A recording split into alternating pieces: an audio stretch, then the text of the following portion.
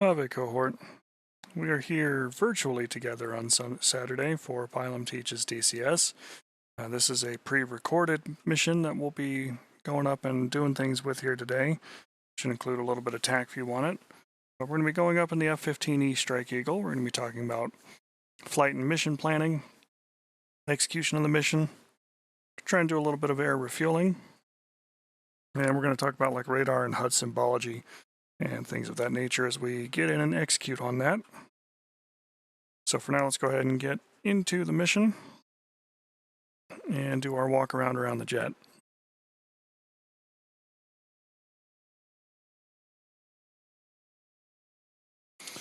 All right, so we're currently paused at the moment, but we are carrying a single centerline fuel tank. Of course, our nav FLIR and targeting pods. We're carrying 12 Mark 82s on our CFTs, 6 on either side, and a pair of Mark 84s on the outer glove station. For defensive purposes, we're also carrying 2 AIM-120B AMRAMs on one glove station, and another AMRAM and a Sidewinder on the other.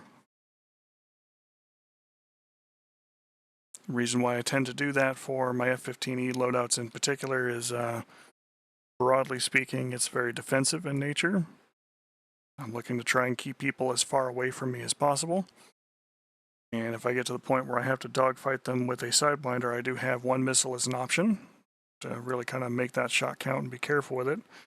But I do have 3 AMRAMs available to keep somebody at a distance.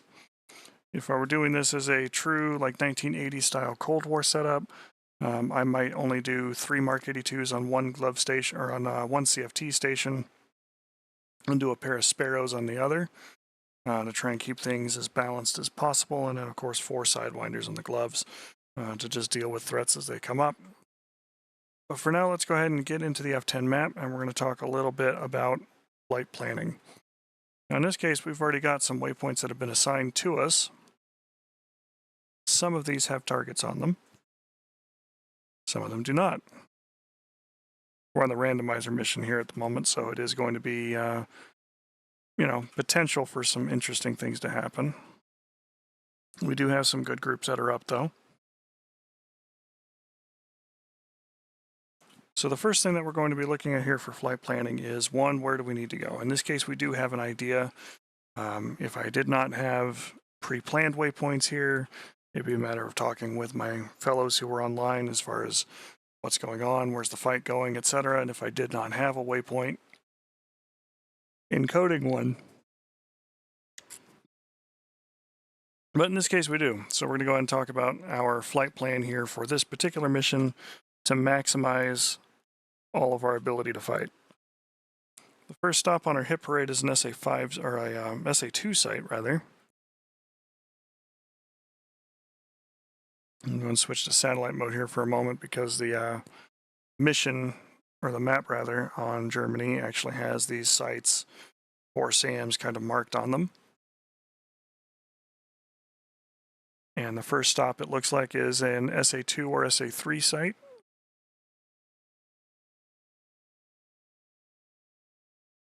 Another mission that's up is this Armored Core mission that's got some things on it.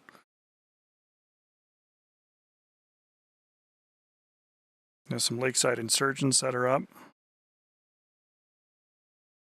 Another SA2 or 3 site.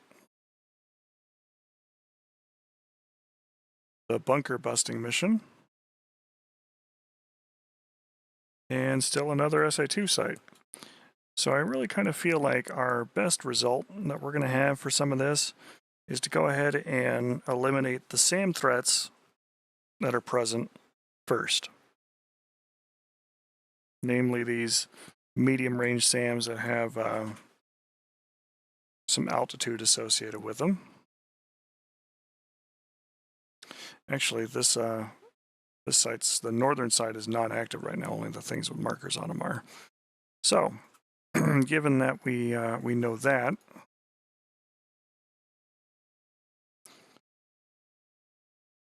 generally the first thing that I want to do is try and ensure that I've got the gas to get the job done.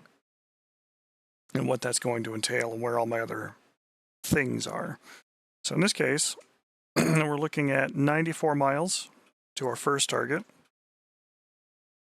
and then cutting straight across another 30 miles. So altogether about 110, 112 miles, well within the reach of the F-15.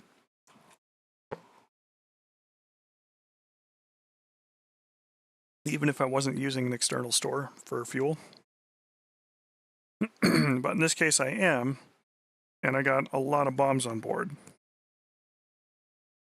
Once I can eliminate those two sites, which are SA2s, we can turn our attention to other matters. The big thing about mission planning is you want to be able to ensure that your weapons get delivered where they need to go, that they get there in a very timely manner, and that you have the fuel to be able to get out, do what you need to do, fight your fight, and come home. Because the other thing that we have out here that we don't see is that there are enemy aircraft which could be out on patrol or otherwise in the area that we may have to deal with. Now, some of them are going to be older generation fighters like MiG-19s, and we can outrun those if we absolutely have to. It's very fuel intensive to do so, but it is possible. And those can be anywhere in this region that we're going to be flying through. So while my broad plan here is going to be about a 130-mile flight, which I can anticipate having probably half a tank of gas or more available to me, even if I take off and hug the deck and fly fairly high throttle settings all the way out, hit both targets and come home, I can expect to have most of my gas. So we have a lot of extra wiggle room to fight with. What it does mean, though, is that if I'm expecting to be anywhere in this 100-mile range from base, I'm going to want to make sure that I have a bingo setting of about 4,000 pounds. And the way that I come up with that particular number, some of it just comes from having flown the jet for a while and building that wellspring of experience of knowing about how far you can fly on very little fuel, or how much fuel you consume on an average mission. 100 nautical miles, 4,000 pounds in the jet, I could push back even at a high speed, doing about somewhere in the neighborhood of 6,000 to 8,000 pounds per hour, and have plenty of time and plenty of airspeed to make it back home with a safety margin if I have to. And icing on the cake, we do have tankers up, which can greatly extend our range. The decision to tank before or after a mission depends entirely upon how much gas you anticipate using getting in to hit your target. Some of that varies a little bit. For example, if you're flying a combat air patrol type mission, you generally want to take station with as much gas as possible. Barring any other sets of circumstances, fuel dictates how long you can stay on station, protecting a given airspace. So if you are coming up to an air station and you've got half a tank of gas, you got a little bit of time where you can be on station initially, figure out what that time's going to be. Do some quick math, look at how much you have in fuel in pounds on your aircraft versus how much you're burning per hour, accounting for multiple engines if you have multiple engines, and set a timetable. Take a look about where you are, where the tankers are, what the tanker tracks looks like, and go, okay, I've got 10 minutes I can spend here on the station going back and forth, putting holes in clouds.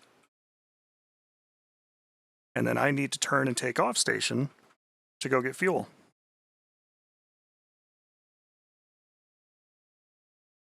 And it's going to take me, for 10 or 15 minutes to get to the tanker, anywhere between 5 and 15 minutes to refuel, and another 5 or 10 minutes to get back to station. That's all things that you want to try and account for, because if you are operating on a bar cap and you're trying to keep an airspace safe, you're going to need to rotate out a couple aircraft at a time so that you can go out and get fuel and somebody else is on your patrol point, and then when you come back, you flip stations.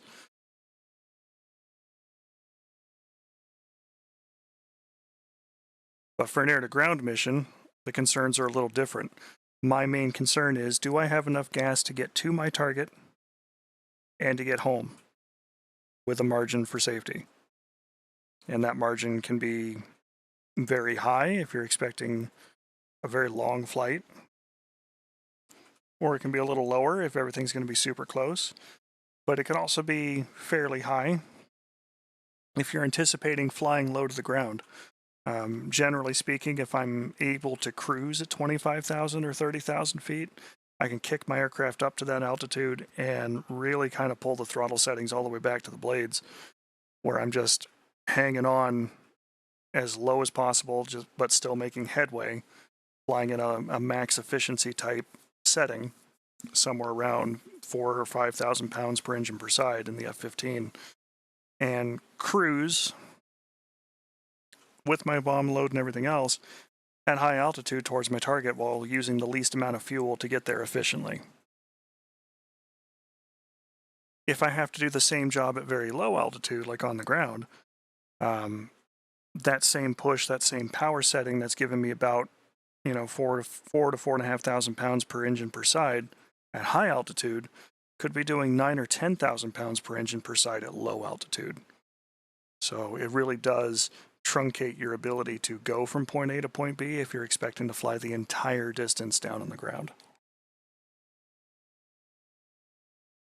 However, that is what the F-15E is built for, because you're trying to get underneath radars. You're trying to use terrain to your advantage to push in onto your target areas. And we're going to be using that here today when we execute our mission going to try and eliminate these SAM sites. Let's go ahead and actually sit in the jet, and we'll unpause here. We've talked about things for a hot minute. Let's go ahead and start moving. We've already configured packs. The jet is already on. We are aligned. Everything is ready to rock and roll.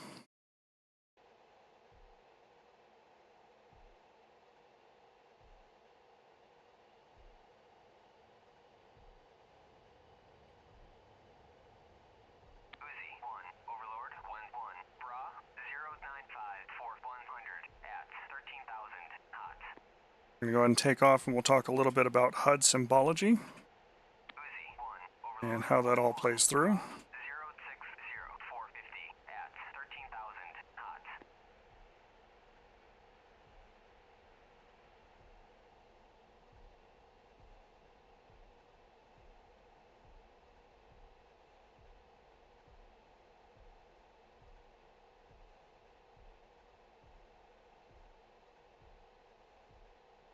I do plan on adding additional missions to this randomizer mission. Really just want to make sure that it plays smoothly. Still gets us the variety that we're looking for.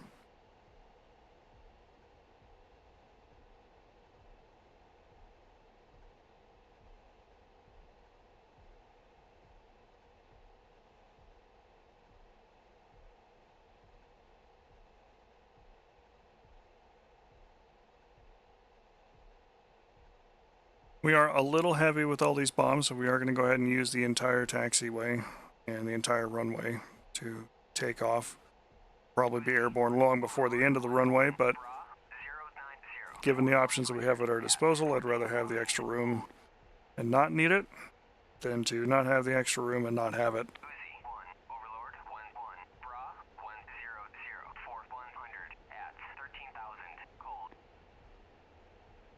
100 for a 100. That sounds like it's going to be near our defense point, or our attack point, rather.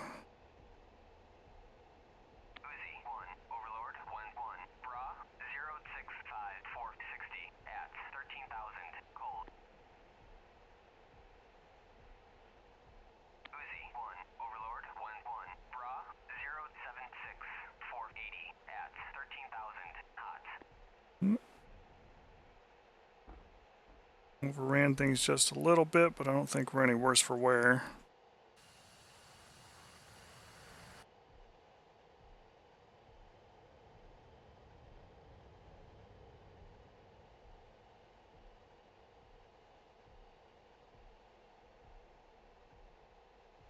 Normally that's potentially a very terrible thing to have happen.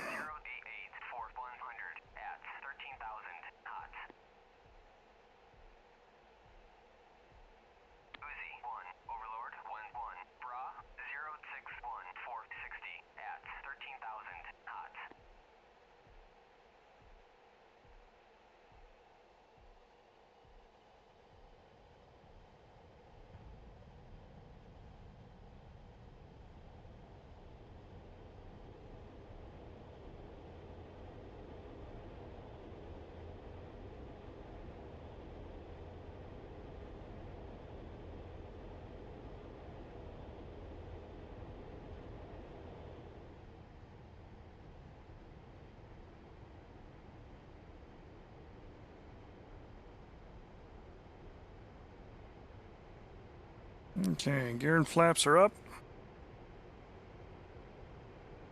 Go ahead and pull it back in the throttle, and we will go ahead, since we're going to be traveling for a minute,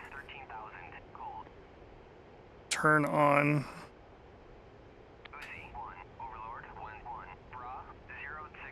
terrain following radar. Set ourselves for very low clearance. Pick our airspeed up here, and then arm the system.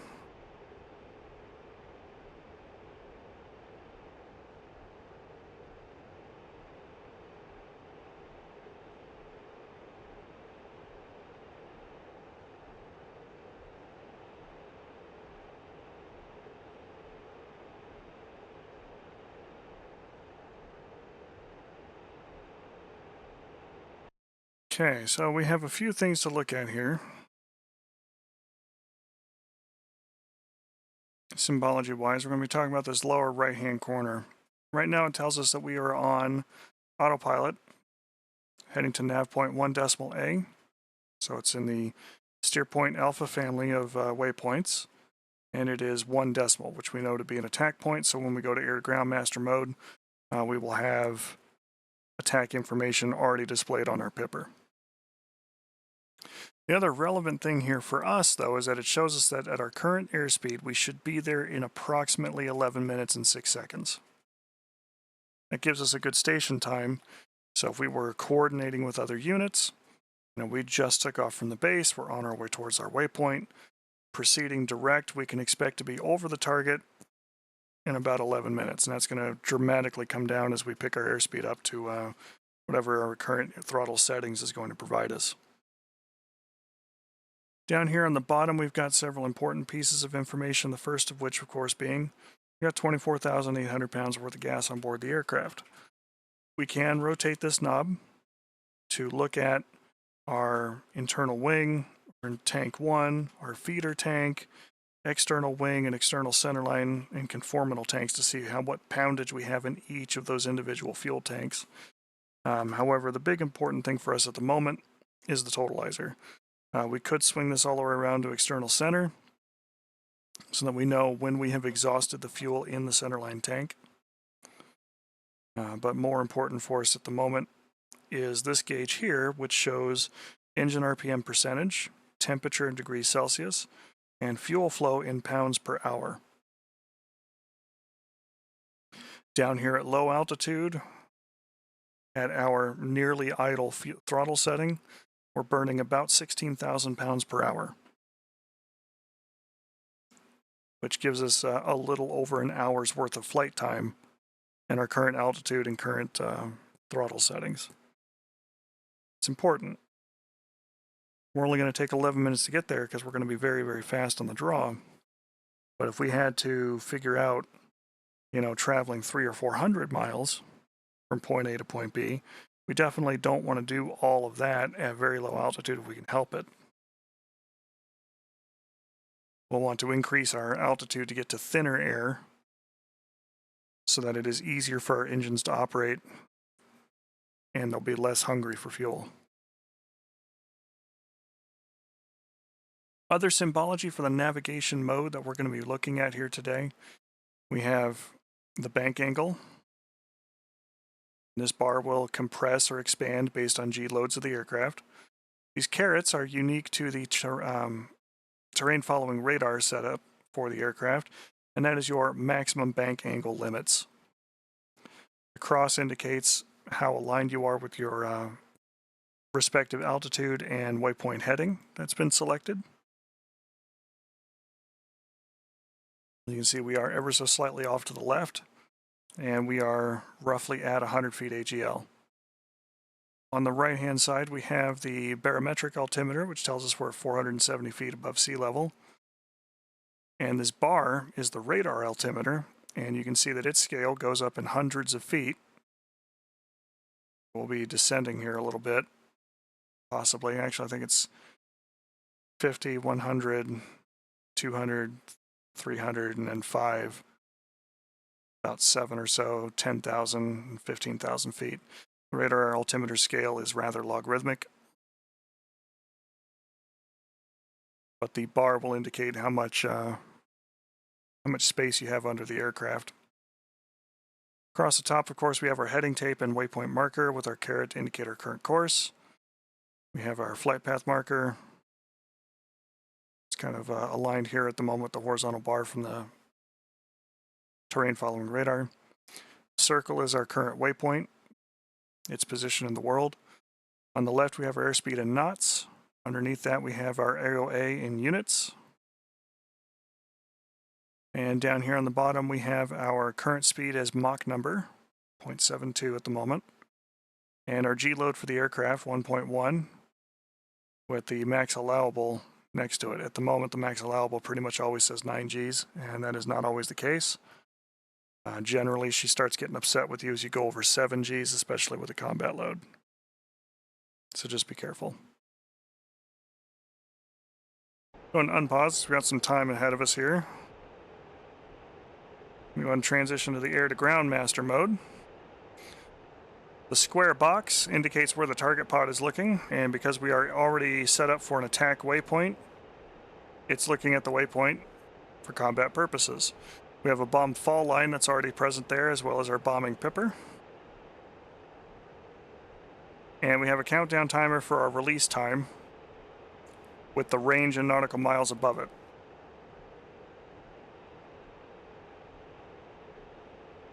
Right now we are in program 2, which is our Mark 82s, and is currently set to release 2 of them at an interval of 200 feet.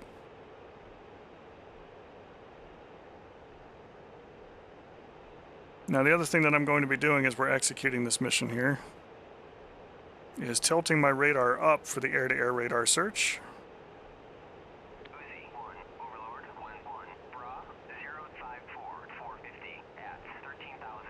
So that we can try and take a look for any prospective threats.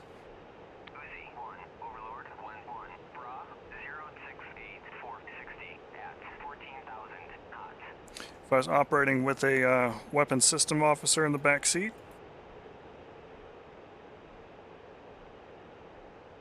I could pass over the pod to them. They could try and take a look at the target if we popped up a little bit to see if they could see it at this range. We're a little far at the moment for the radar to be able to help us out for an air-to-ground search.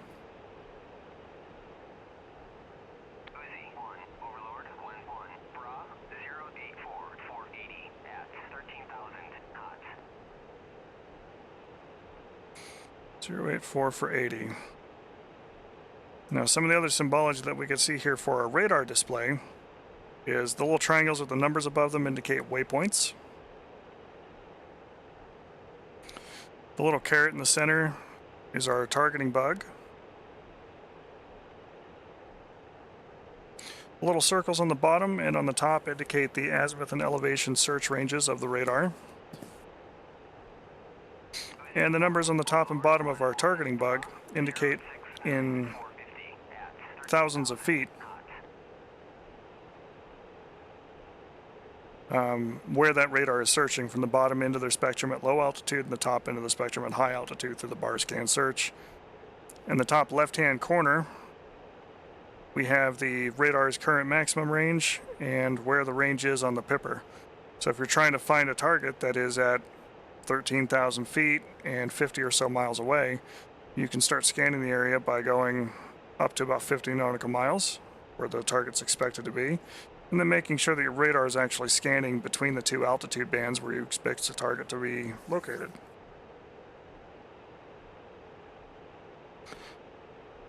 As we talked about on the last stream, if you slide that heading bug up to the top, you can expand the range out to the system's maximum range, and you can contract the range by dragging it down. Dragging the targeting bug off to the left or the right will change the scan pattern and width of the radar from a wider search to a more narrow search. Generally, you can use the wider search to try and identify if a target is present and to try and get better tracking on that target before switching to either a TWIS or a single target scan lock. You can go for a narrower cone so that you can get faster paths through the vertical scan bars. Over here on the left, you can see all of that information. Like at the moment, it's doing a 6-bar scan.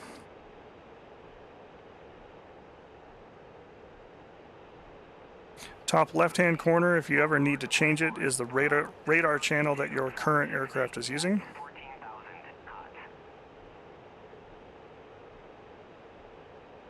Which really only matters if there's other F-15Es in the vicinity. You all want to be on a different channel, otherwise your radars can interfere with one another and cause other problems. So we are here practically at the idle stop at low altitude with a full bomb load, and we're doing 533 knots, Mach 0.8 down here on the deck.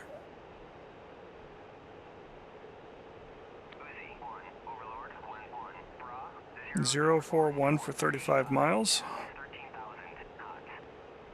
See if we can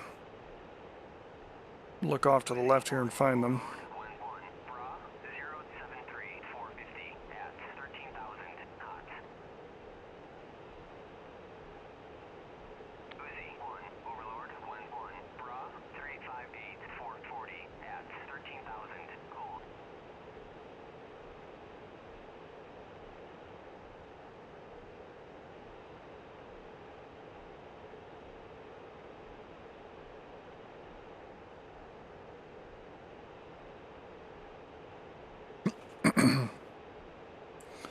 Small size radar targets may be harder to find than others,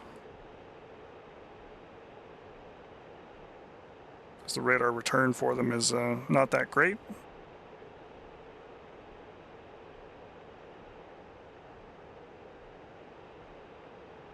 But we're going to stay focused on our mission. I'm going to pause this one here for a minute and kind of see where we are here so far. We've pushed about half the distance. We're still on the external tank. 22,500 pounds should be the external tank empty and back on just the CFTs.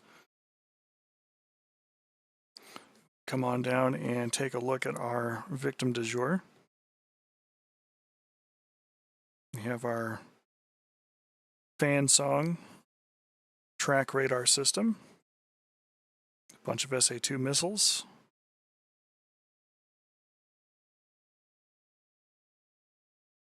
And we have their search radar, which is not the best location there next to the trees.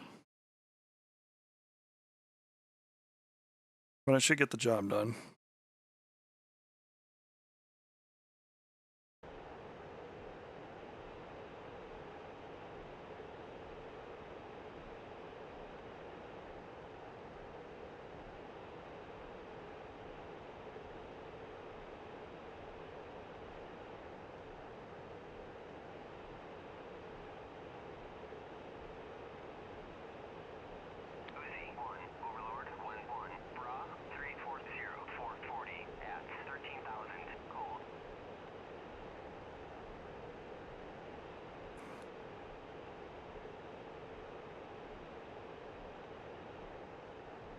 Okay, turning the radar system on.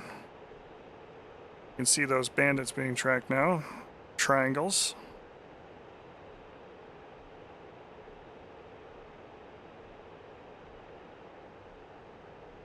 Do have a couple.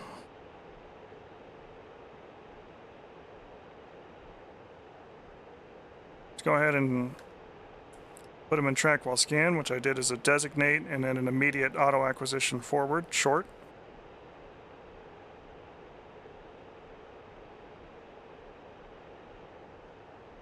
He is facing the wrong way.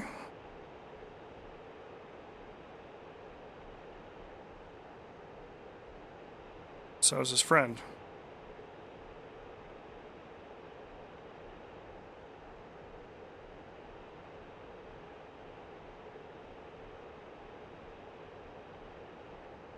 There we go. It's turned in on us a bit.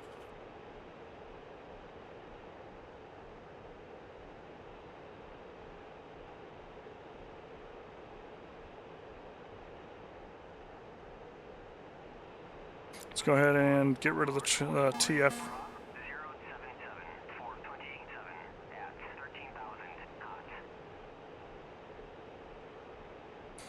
16 miles away. The enemy fighter is 24 miles away.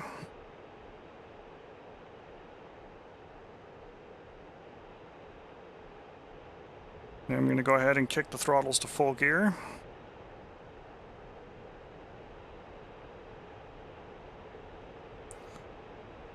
Plane is under my control. Master arm is on.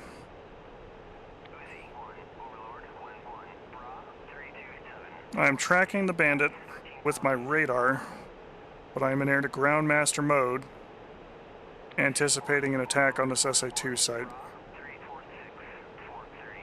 He's not pointing at us, he's not searching for us right this minute, so I think we might be able to get the jump on both of them.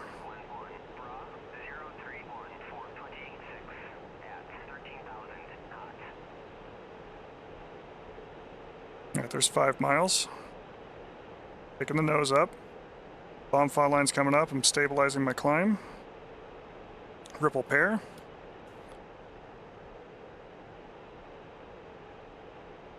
And we are well within effective range there, Fox 3. And I'm going to go and continue my defense out and to the left. 1 second. Missiles active off the rail. It no longer needs any more guidance from me.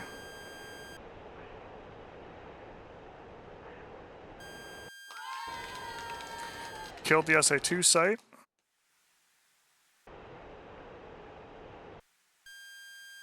Let's see how our AMRAAM does.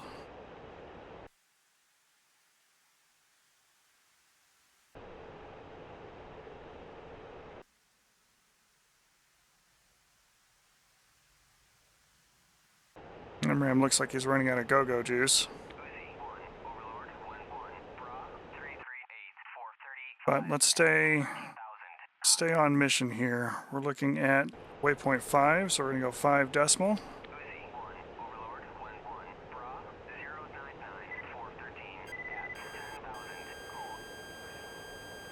We have been shot at.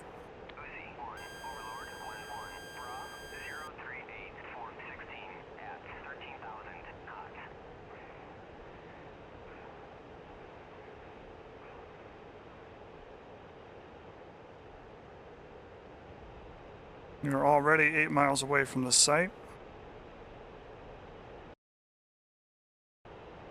And that is the wrong site. There we go, waypoint 5.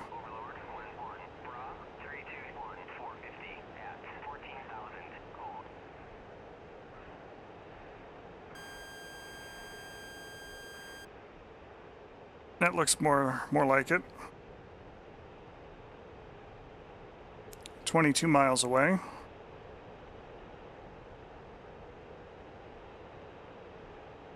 Same thing, we got a pair of aircraft, also MiG-19s. I'm less afraid of them.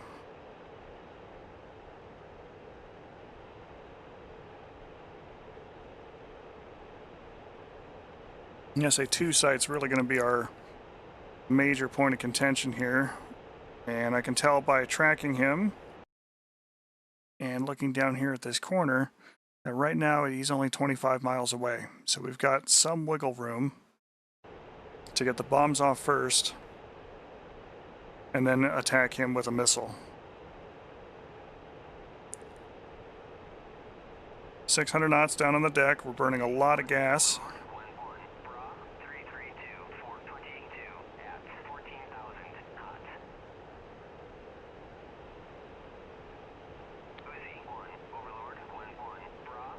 Zero 058 for 15 miles. He's a lot closer.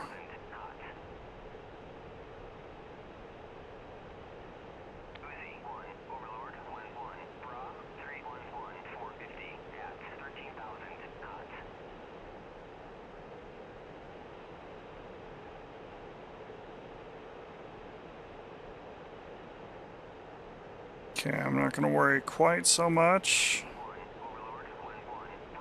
about finding the target.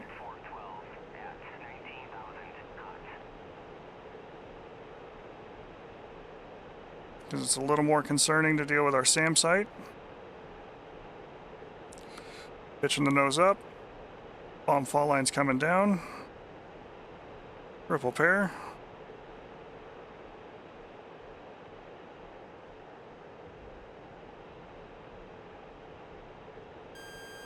Still on the burner. Got an SA-8 site near us too, so we don't want to draw from him. That takes care of that SAM site behind us.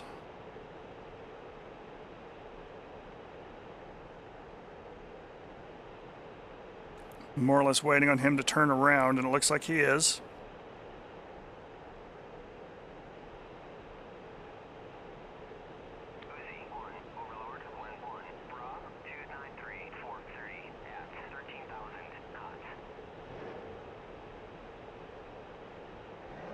Fox 3 times 2.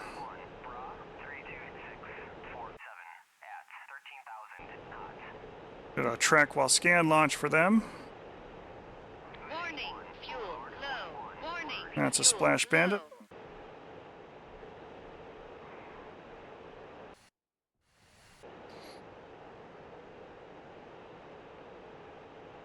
And Splash Bandit. Managed to take out a couple of different aircraft in that same firing pass.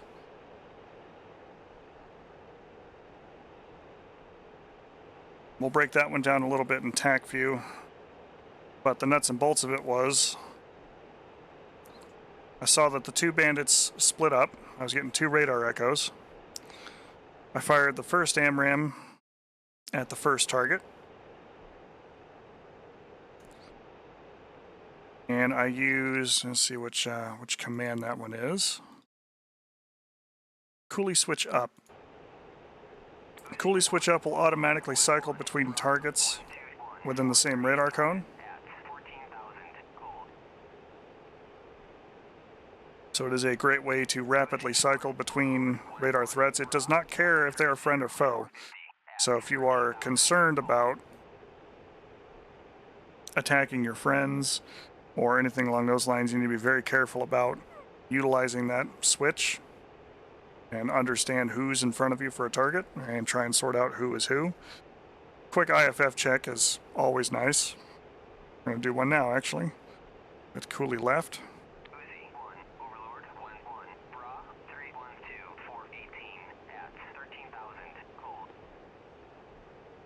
Those are all friends. They're coming back with little circles that you can see down there.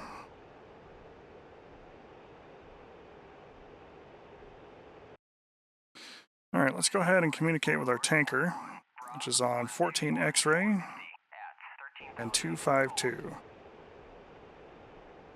I'm actually going to flip my other radio to 266, reduce its volume some, and we will key our radio.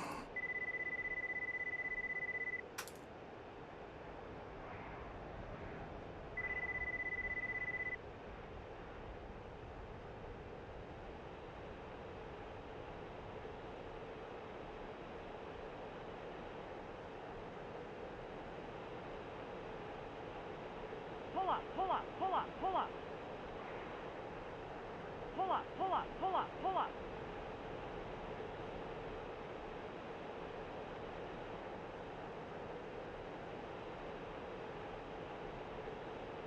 Okay, so while we're all out here flying casually, we just got shot at by an SA-8. So we're just going to go ahead and keep pushing out.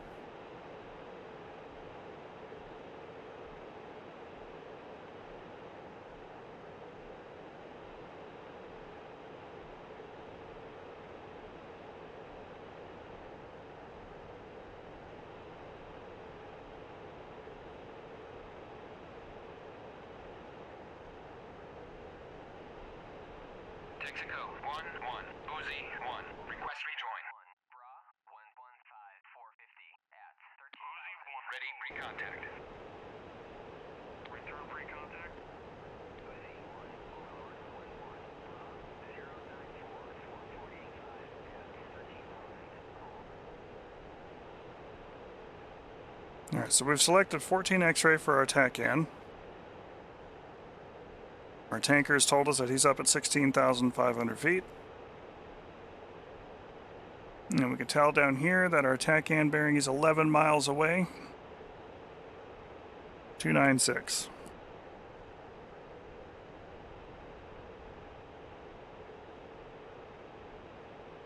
We're going to climb up to meet him.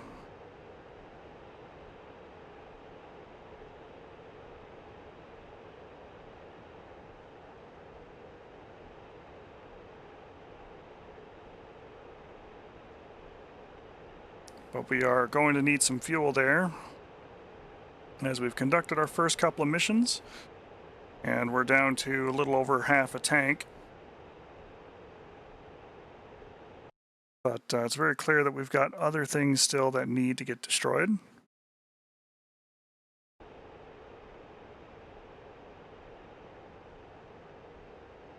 And we might have to keep making these low-level attacks in order to do so.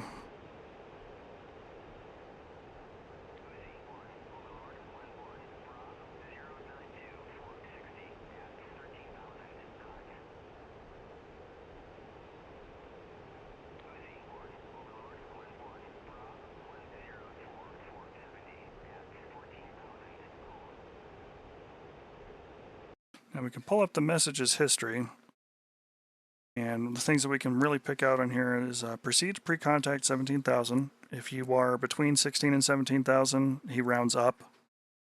So 16,500 feet, he's going to tell me 17. At a velocity of 350. So he's doing 350 knots indicated airspeed for that altitude.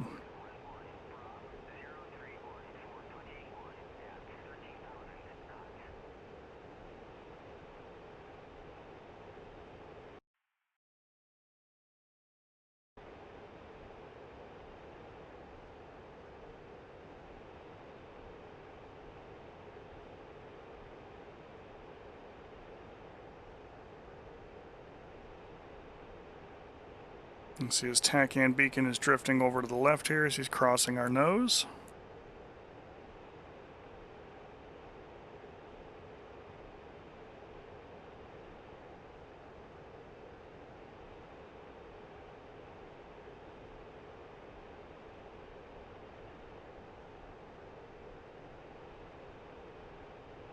Yeah, we're going to take this time to go ahead and snooze the radar so we don't accidentally blow up our tanker.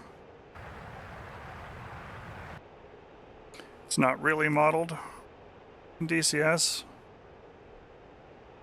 but those energies from the radar doing its thing can really mess with your refueling and potentially cause a spark.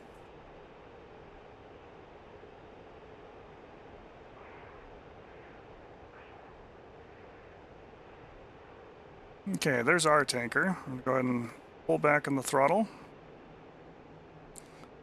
And I'm going to open the refueling slip, which is located over here in the left wing route.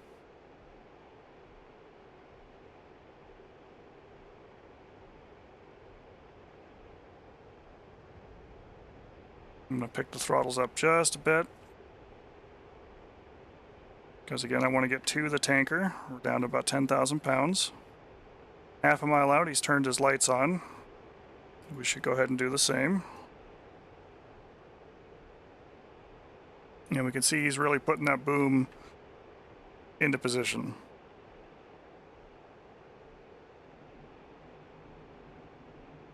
Overtaking him a bit, so we're going to go and slow down.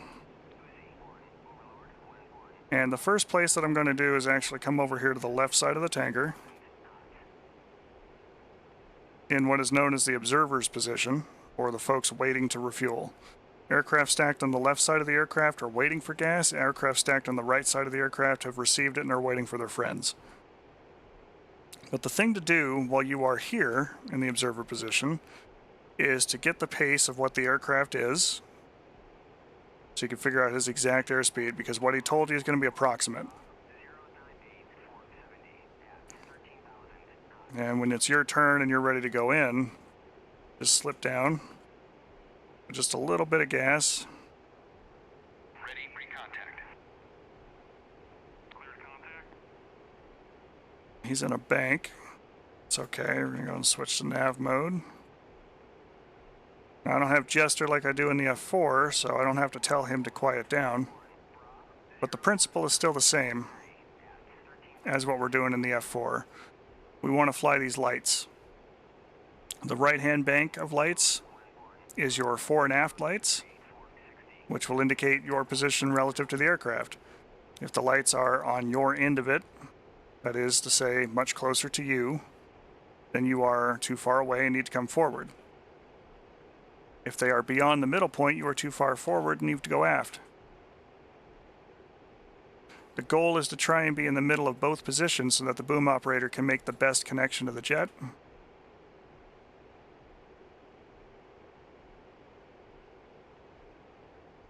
And if you're not in good parameters, they won't attempt to stick the aircraft.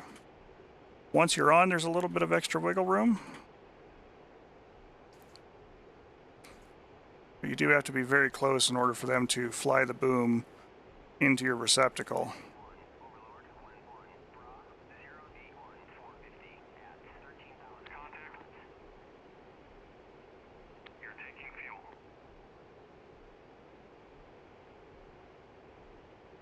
Now it's just a matter of trying to fly the lights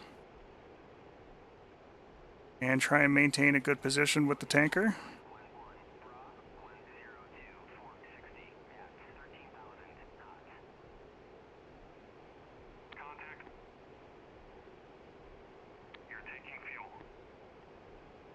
The F-15, unlike the F-4, has some very responsive and very powerful engines.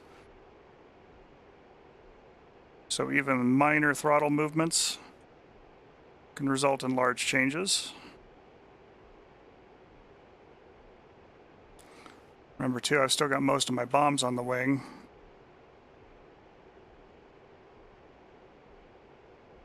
And I'm still able to vastly overpower this tanker for its airspeed. Contact. You're taking fuel.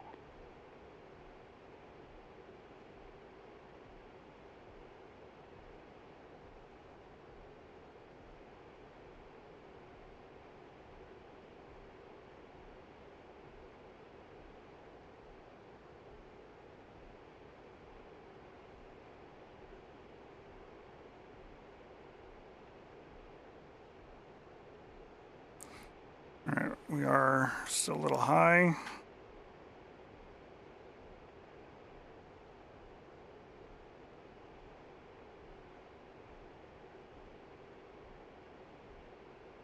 Contact. You're taking fuel.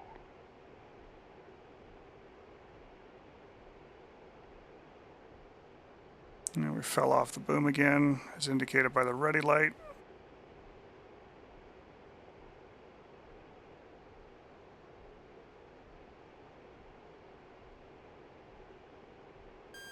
Contact. You're taking fuel.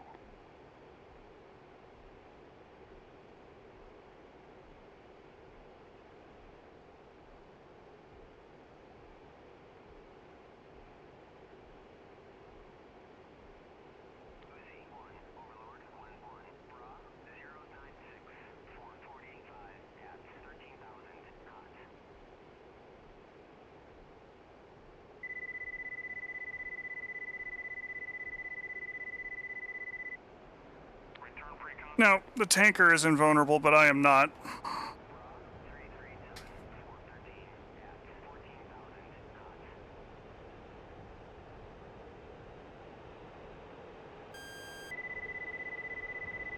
So I'm going to have to deal with either the SA-8 site Pull up, pull up. or pull wait up, for the pull up. tanker to get back over more friendly skies.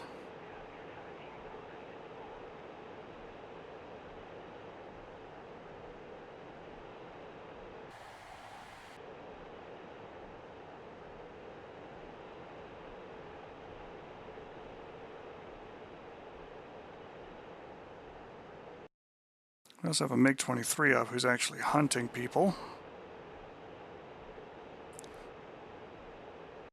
I think what we're going to do is scoot out to the west, really open up our airspace.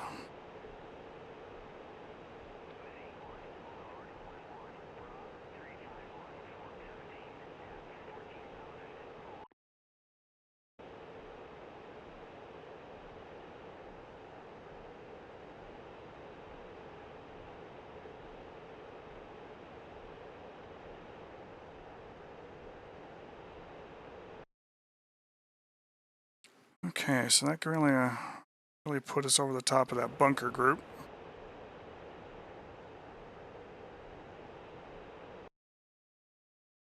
Which is near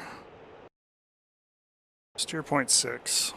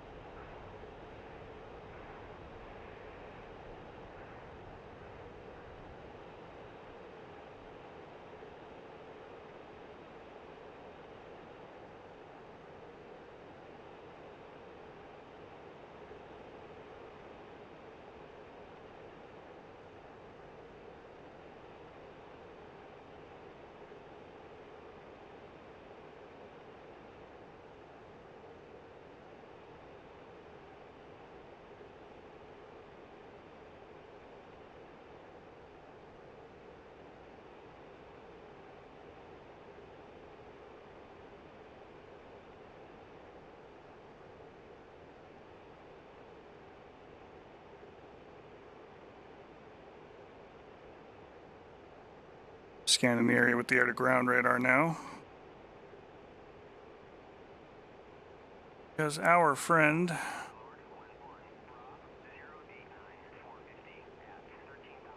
right there.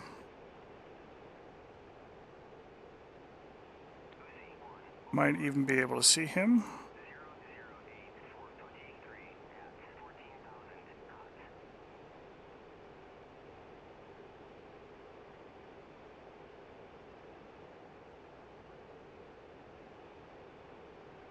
There's his little radar flicker.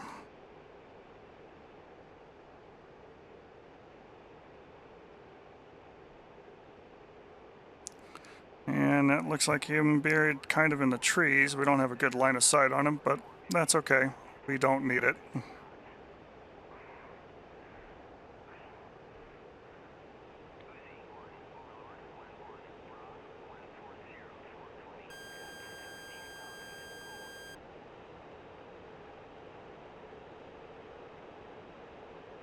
Pull up, pull up, pull up, pull up.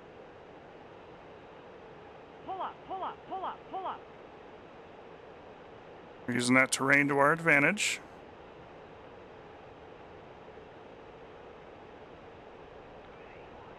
And 11,000 pounds on the jets. Let's go ahead and try and keep this quick. It's 5 miles. There's our fall line steadying out. Ripple pair. Actually, no ripple pair. We were master arm off.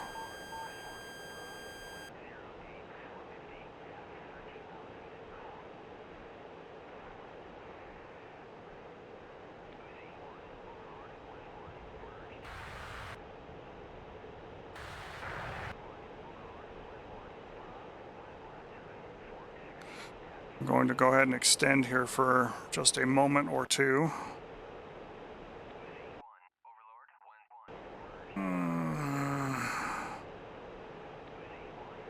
We're going to have to come back across that.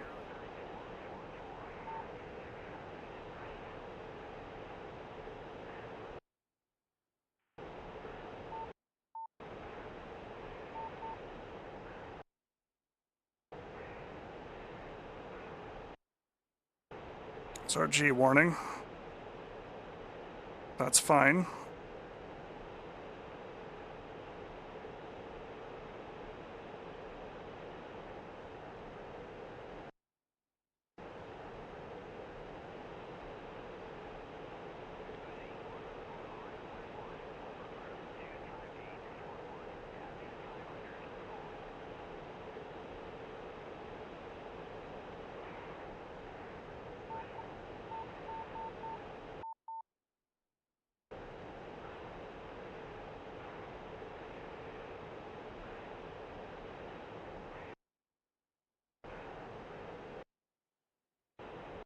Warning, fuel low. Warning, fuel low.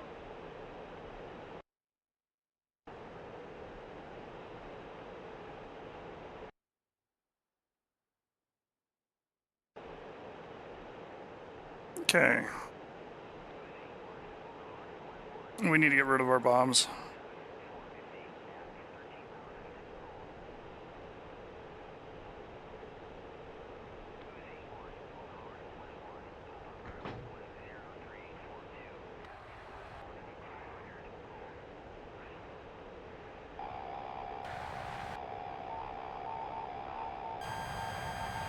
Over G, over G, over G. All right.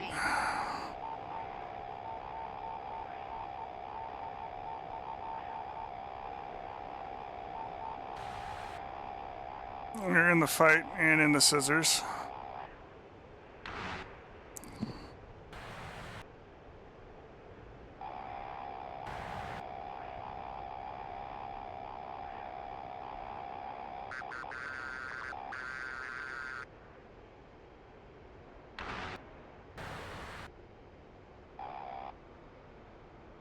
Didn't quite get him there.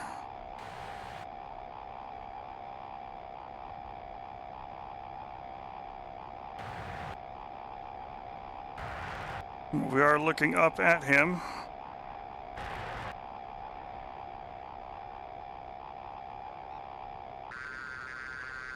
Fox 2.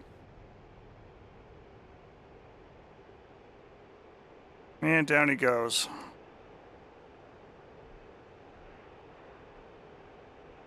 Alright, so even that short little fight, we expended a good 6,000 pounds of gas.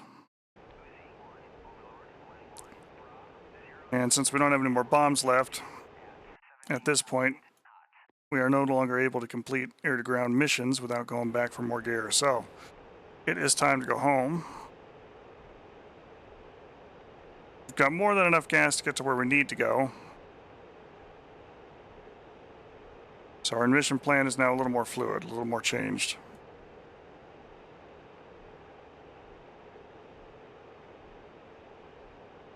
There is a MiG-23 that is back there behind us somewhere.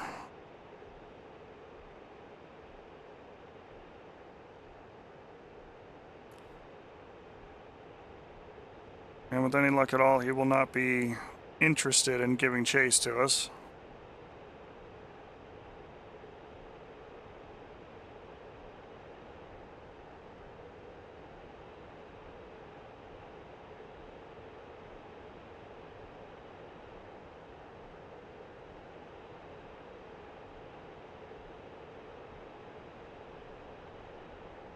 It's fallen off the RWR though, so that's good.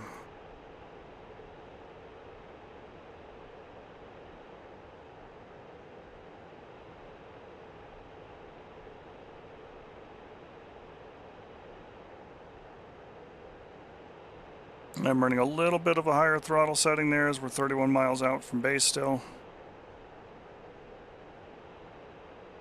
And only 23 miles away from the other base, or the other waypoint. Just going to set up for home. course, our shift 3 for Bravo. Our Bravo steer point waypoint is always where we align the jet the first time.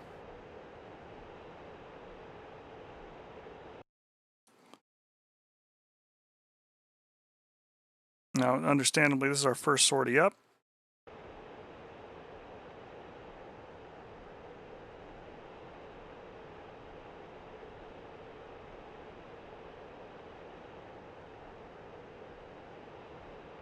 Should be able to get at least one more in, I should think.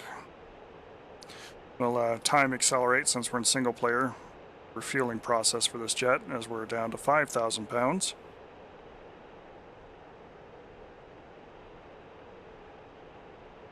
But we are about 2 minutes away at our current airspeed. So even though we are drawing 18,000 pounds per hour, we got plenty of gas to get home.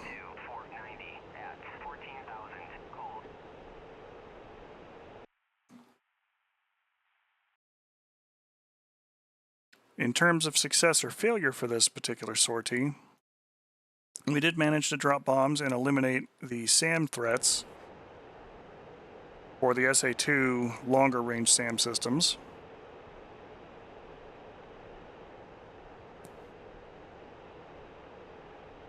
We also splashed some fighters.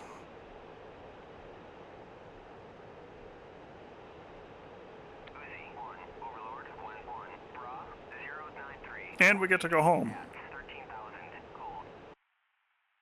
All of these are important things that allows us to get up and fight again. Had our goal been to eliminate all of these sites in one pass, we'd have definitely failed in that regard.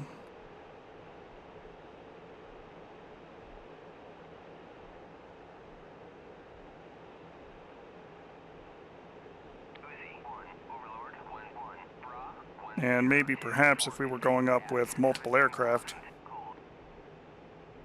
that might have been a goal. Try and knock out all of these mission targets in a better part of an hour.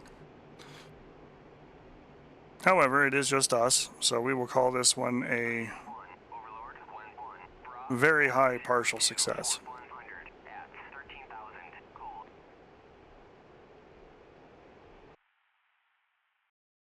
Okay, so what we're going to set up for now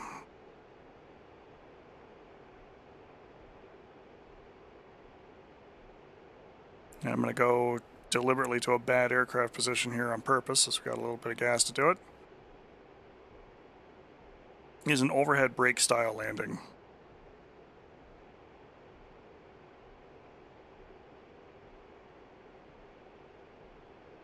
For the overhead, you need to know a few things.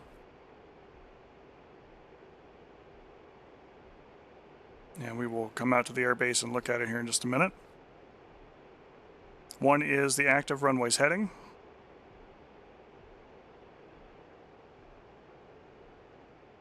And the other is the wind direction. And what the current visibility conditions are. Bingo, fuel. Bingo, fuel. Thank you, Betty.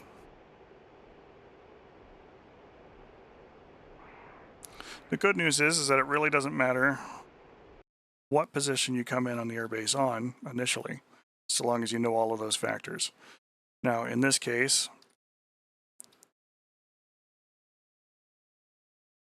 zip on down to this airbase here. There are some signs to tell us where the wind is blowing. It's these flags. One of the older windsocks. If there were windsocks here on the base, you could use those too. You could even use smoke, like if there's a factory or chimneys or something along those lines blowing. And that tells you what direction the wind is blowing to.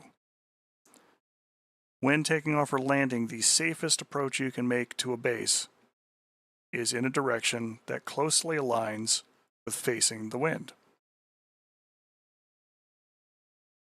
This is called the base leg of the runway, or the base heading, or the base course. In this case, it's 09. Real easy there for us. It's an east-facing runway. And the wind is roughly blowing in directly from the west. So when we are traveling west, that is the downwind leg. We are in the direction that the wind is traveling. We are moving downwind.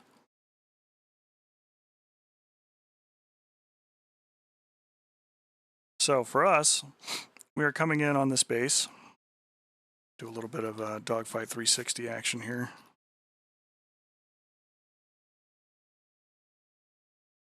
So I was more a Discovery Wings fan, but dogfights and Battlefield 360 was always good.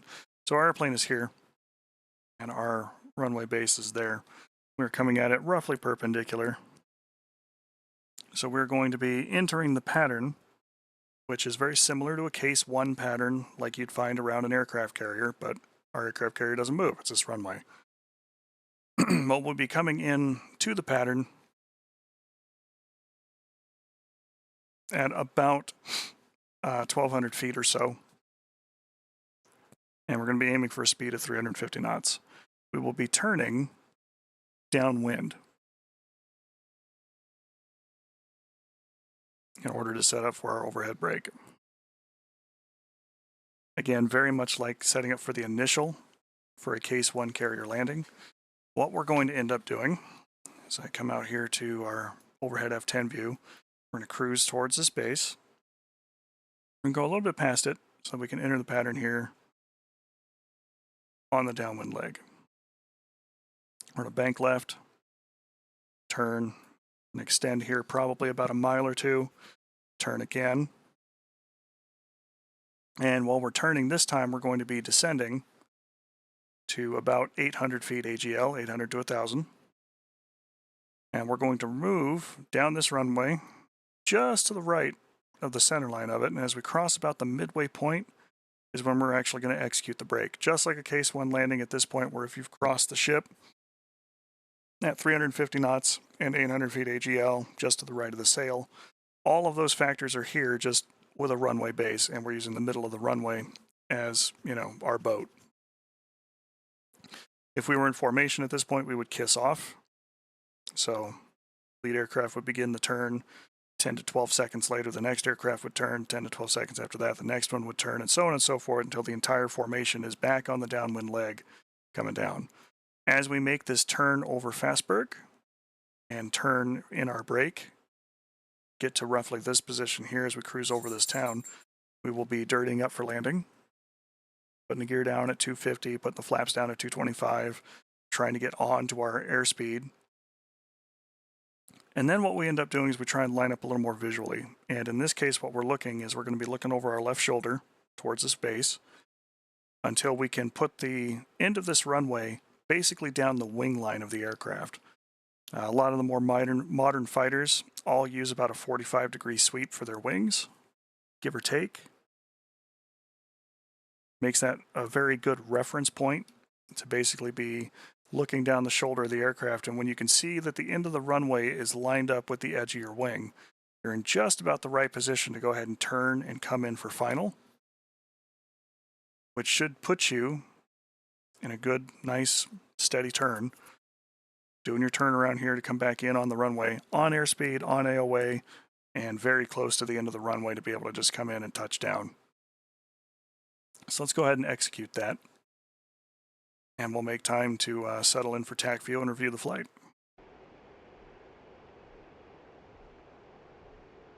Well, actually, we'll try and go up for maybe one more sortie here. We're only an hour in on our boarding so far. We're coming in, we're a little high, about 1,600 feet. We're a little fast, just over 350. That's good. We want to be deconflicted from anybody who's basically doing what we're doing now. And we're going to go ahead and roll on over. Since it's an east-facing runway there, it could be about 275 or so.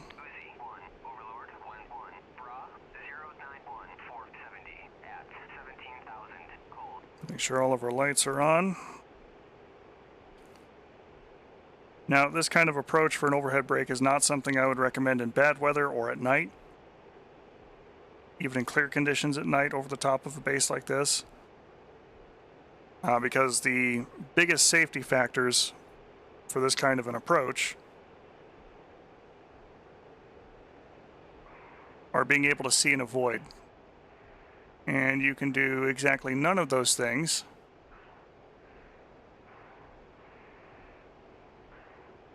if it is dark or poor weather. All right, so we're going to pick our throttle up here again a little bit. Let's get up to about 350. Watching that radar altimeter, we're going to keep it somewhere between 800 and 900 feet because we do have trees and everything else that are up here. So it's going to kind of vary it between our altitudes that we want. We're lined up just right of that runway.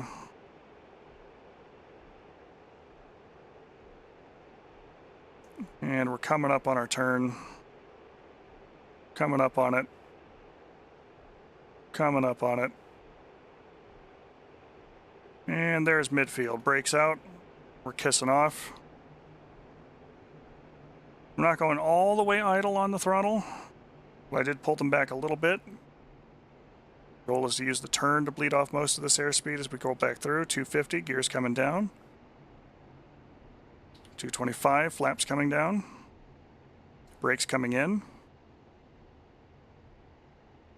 Uzi 1, Overlord 1-1, Bra 078 470 at 17,000 knots. And at this point, we're trying to maintain about that 15 AOA.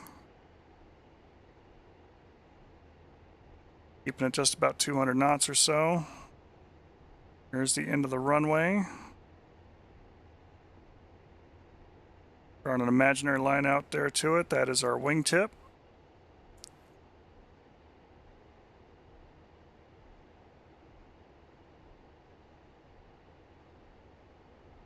Adjusting my throttles up a little bit to try and maintain that airspeed. We're going to look out the window, try and correct for our lineup here. Easing back on the throttle some as we get through. In the F-15E, the landing approach speed that I generally aim for is just about 200 knots. If I've got a bunch of fuel on board and stores and everything else, it can fall underneath that a little bit if you are lighter. At this point, I'm putting the flight path marker where I want the rear wheels to touch down. Just doing a little bit of throttle adjustment there. We will do a little landing flare so we can get that vertical speed here. It's at 720 feet per second down. I want to try and get that to about 500 or so when we actually execute touchdown. Low altitude. Low altitude. And throttles are now fully idle. Brakes is coming out. Wheels have made contact. We're going to keep the nose up. Just about 10 degrees or so. And as we fall down under about 110 knots, we'll apply full brake pressure and full aft stick, leaving the speed brake deployed, leaving the flaps down. At this point, all of those things are working together to act as giant brakes for the aircraft. The faster you're going when you make that touchdown, the longer of a rollout you're going to have, and your brakes are not near as cool as a lot of other aircraft are, mostly because they account for aero braking in the design. The F-16 is kind of the same way. The F-15E is rated to land at its maximum takeoff weight. So you can, if you needed to for some reason, come back with a full 80,000 pounds. But oh boy, you better be going as slow as you can manage it and touch down on one end of the runway and execute the entire full proper aero brake and stop. Otherwise, you're going to be riding those brakes till they burn out.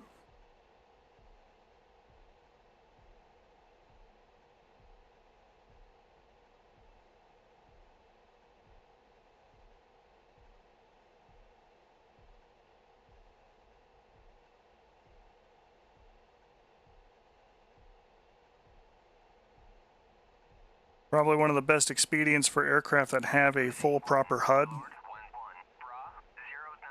Excuse me, I'm going to turn down the AWACS here for a minute while we're on the ground.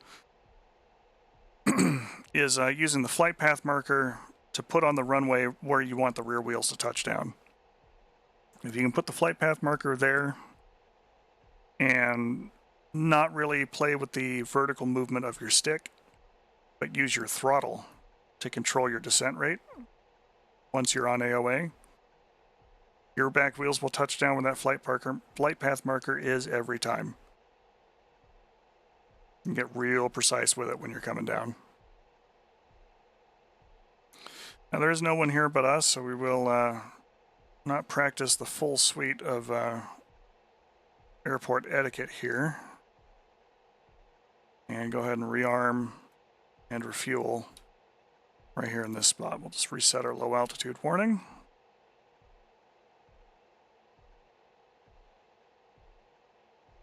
Countermeasures and everything else on the jet. Request refueling. And through the magic Request rearming. of time compression,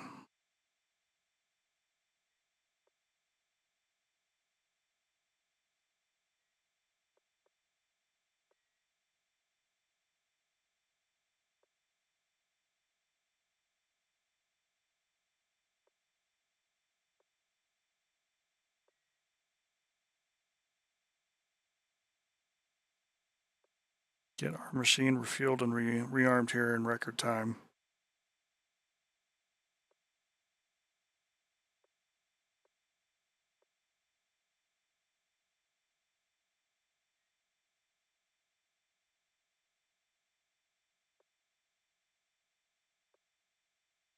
As a matter of timing and principle, and just kind of as an aside for the F-15E in particular, it is faster to go air refuel the aircraft if you can stay on the boom constantly than it is to refill it while you're on the ground.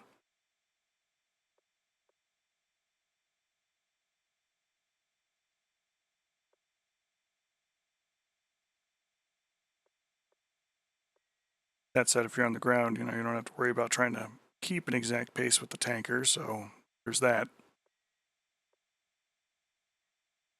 But if ever there was a worry or a concern about speed, that's something to consider. The other thing that I tend to do, especially on my second and third sorties with the jet, if I'm flying in a mission with a bunch of other folks, is I may not refuel the internal fuel for the jet at all.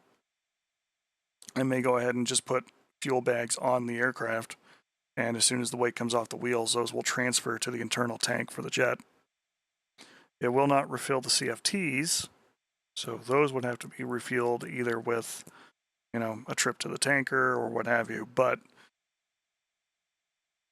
knowing that you can put 18,000 pounds of gas on 3 bags with the jet, if you don't need quite so many bombs, you can use that as a means of very quickly getting back to into the fight without having to spend, several minutes on the ground refueling the aircraft.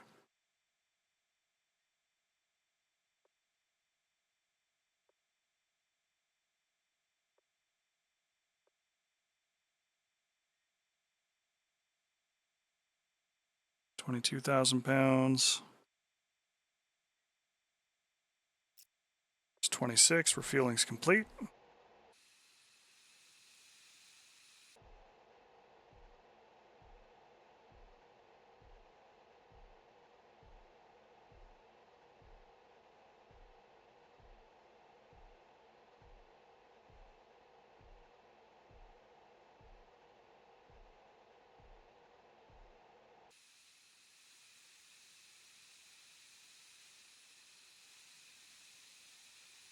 Rearming complete. Okay, so let's go ahead and reconfigure packs. We got Mark 82s on those pylons and Mark 84 on those. Combat jettison, fuel tank I want to go first.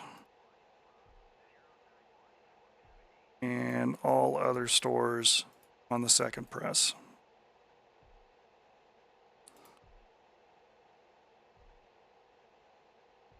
Program 2 is my Mark 82s.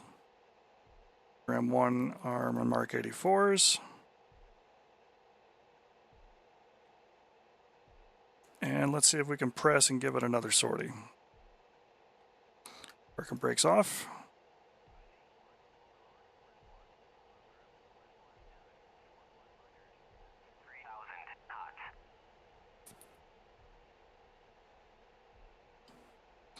Talking about flight plans and things like that. We're rolling up to taxi again.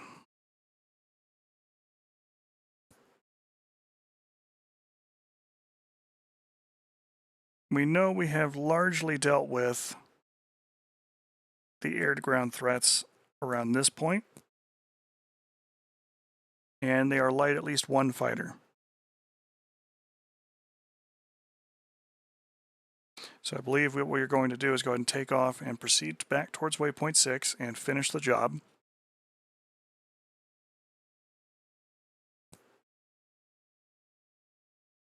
And whatever loose bombs we got left, spend around Parcham or around this insurgent camp.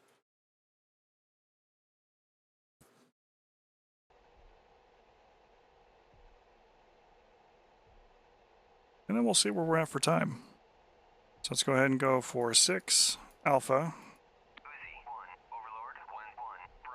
And this one is not an attack waypoint.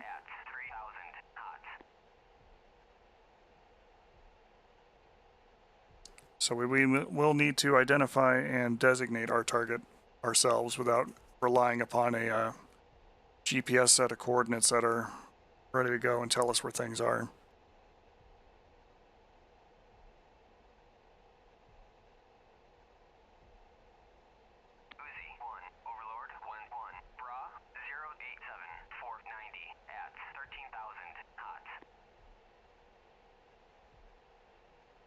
We'll go ahead and use the sort of midfield takeoff for this one.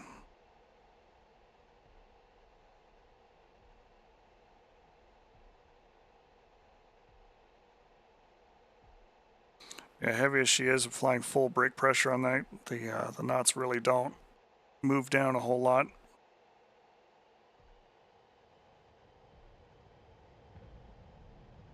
Burners are lit, brakes released.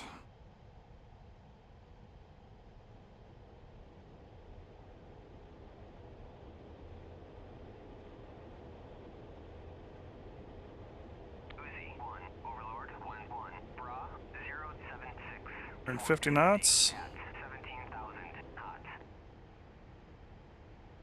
And we're flying. Gear and flaps are coming off.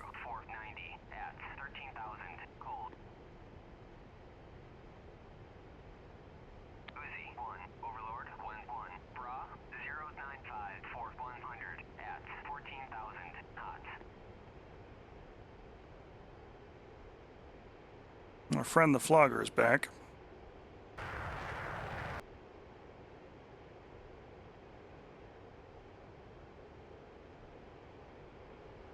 And make sure our radar is on, all of our lights are off, and master arm is on.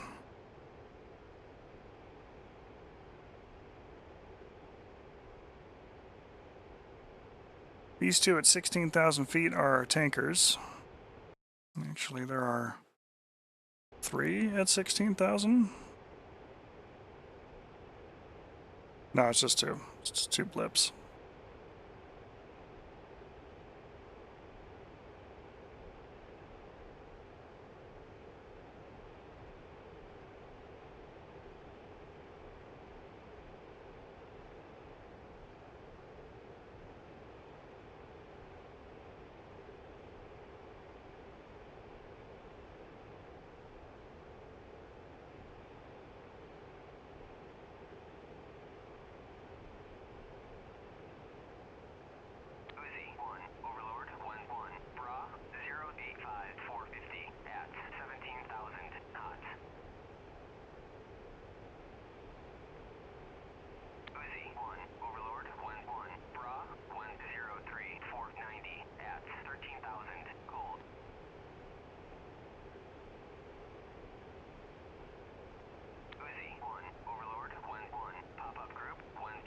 I don't think he's a friend.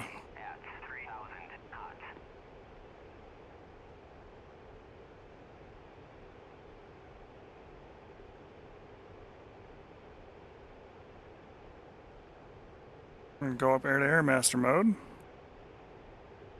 So we've dealt with most of the SAM sites. There is an SA-6 out there still.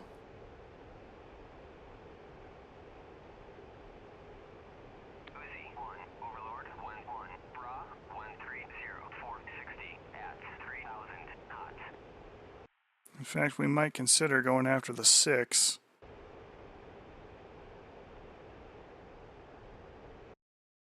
which is probably going to be here on waypoint 3. Uzi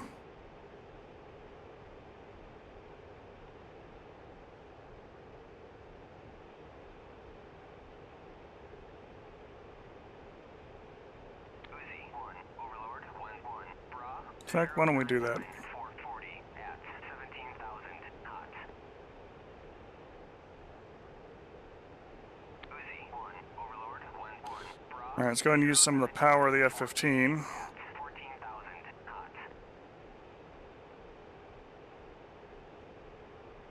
Uzi 1, Overlord 1-1, Bra. 092 470 at 13,000 knots. Uzi 1, Overlord 1-1, Bra. 137 450 at 3,000 knots.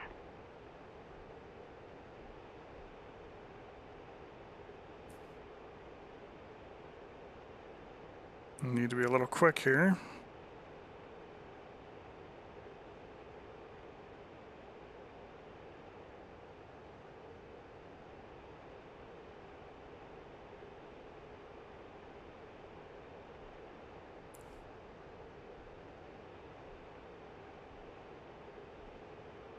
Zero point 0.3 is still a long ways off.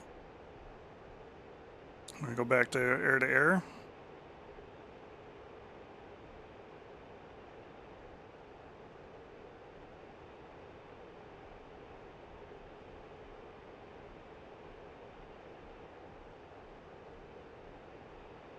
Still believe this guy is probably hostile.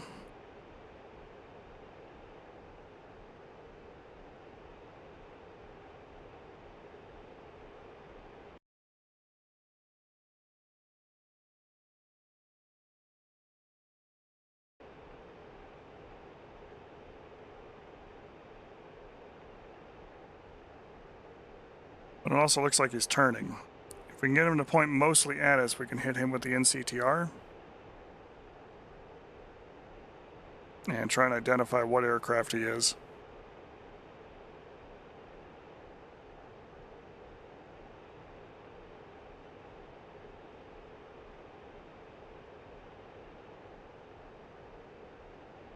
See if the AWACS might actually help us. Sometimes they can.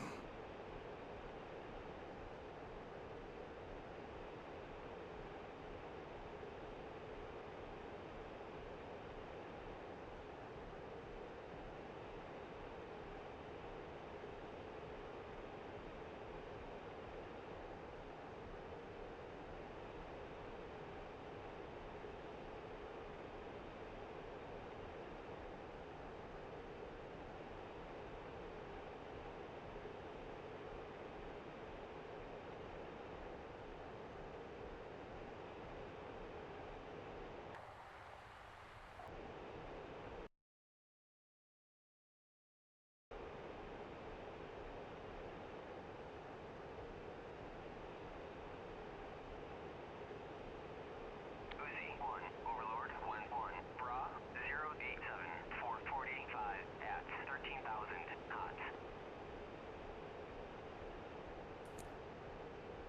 Uzi 1, Overlord 1-1, Bra. 101 450 at 13,000 knots.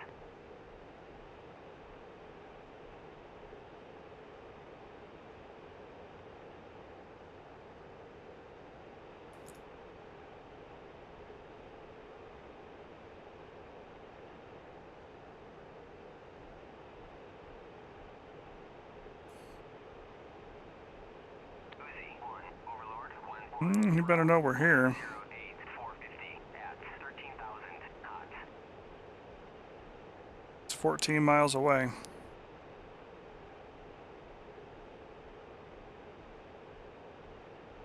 I don't really want to shoot him at this range because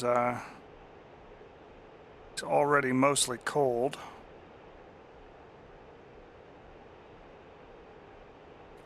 So I kind of want him to turn at me first. You can see that our interception airspeed there is increasing.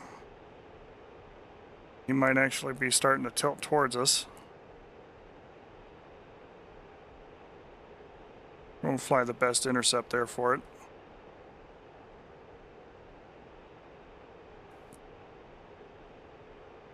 Gonna be in the no escape zone here in a minute. Practically a merge call.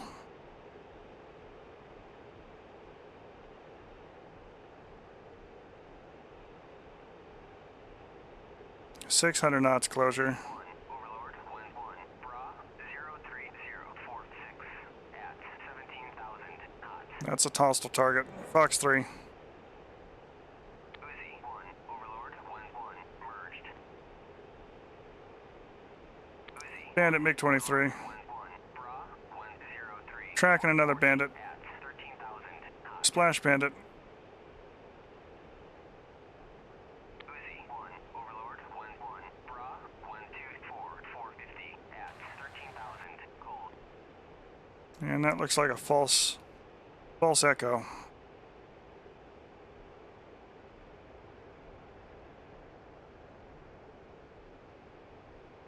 Uzi 1, Overlord, wind 1, pop-up group 223 450 at 3,000 cold. Alright, so we're 45 miles out.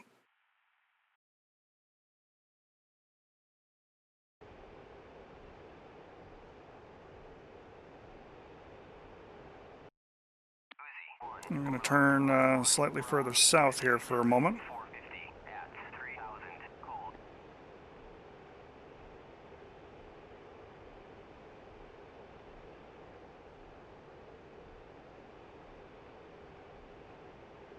And the reason why I'm doing that is, again, there's a blind spot for the air-to-ground radar.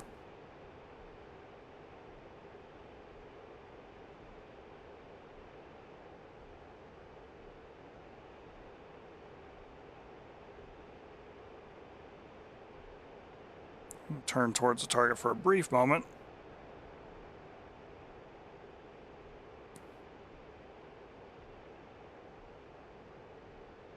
Just to close that range, as we can't start scanning it until we're at least 40 miles away. And we're going to turn just to offset a little bit and hit the designate there so we can generate a map image. Uzi 1, Overlord, wind 1, bra, wind 07 428 at 13,000 knots.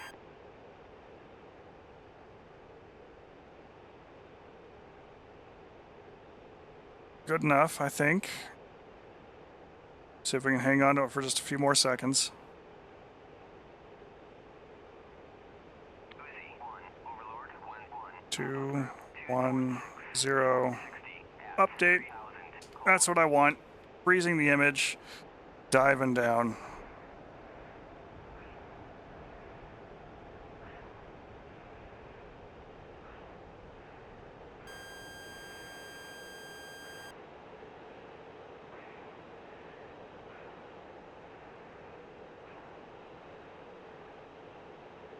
Easy on the throttle. All right. So I use that left multifunction switch to freeze the radar image. And the big things that I'm looking at here on this is we've got this little line back and forth, which indicates a radar.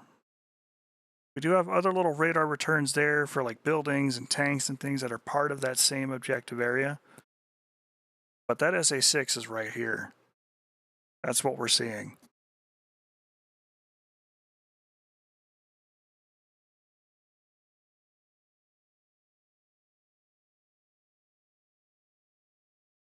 We're going to engage him with Mark 84s. Now what we can do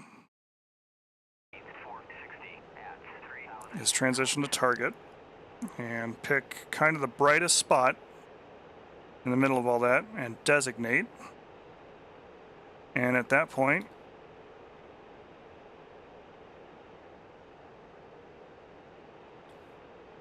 we can go back to the air-to-air radar.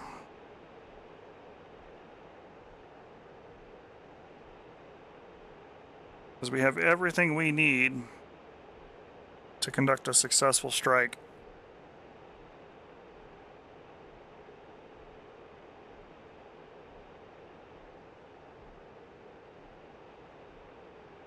On this target.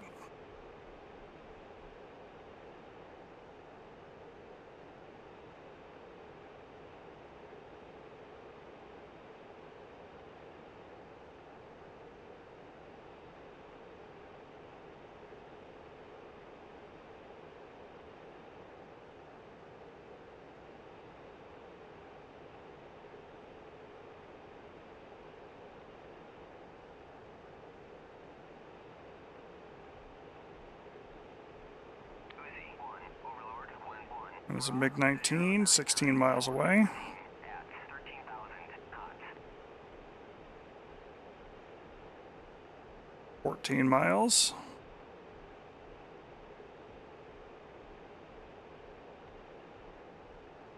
Low altitude.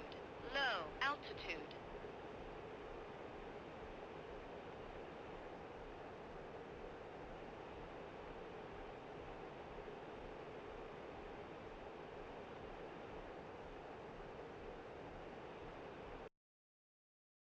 You're crossing very close to Woodstock. Pull up, pull up, pull up. Low altitude. Low altitude. Low altitude. Low altitude. Low altitude. Low altitude. Low Fox 3. altitude. Low altitude. Overlord 1-1. Bra 11046 at 11,000 knots. Uzi 1. Overlord 1. Low Pull up, pull up, altitude. pull up. Low altitude. 1. Overlord 1-1. Pop-up group 264-460 at 3,000 gold.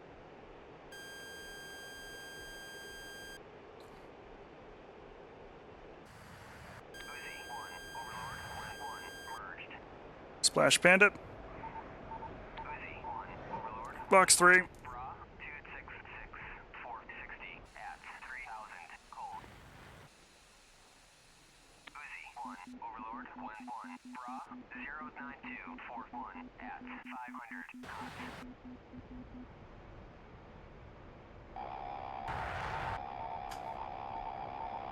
No, I don't like that he's going to make me fight over the top of this place. We're going to just be rid of him.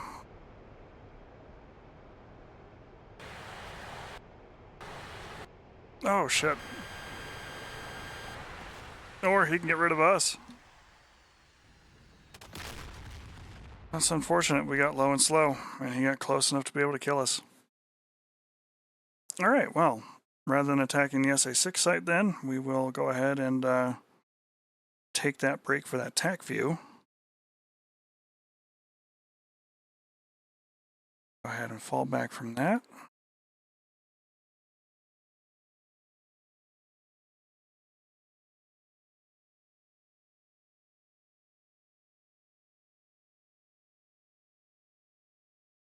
And we'll go ahead and review the day's lesson.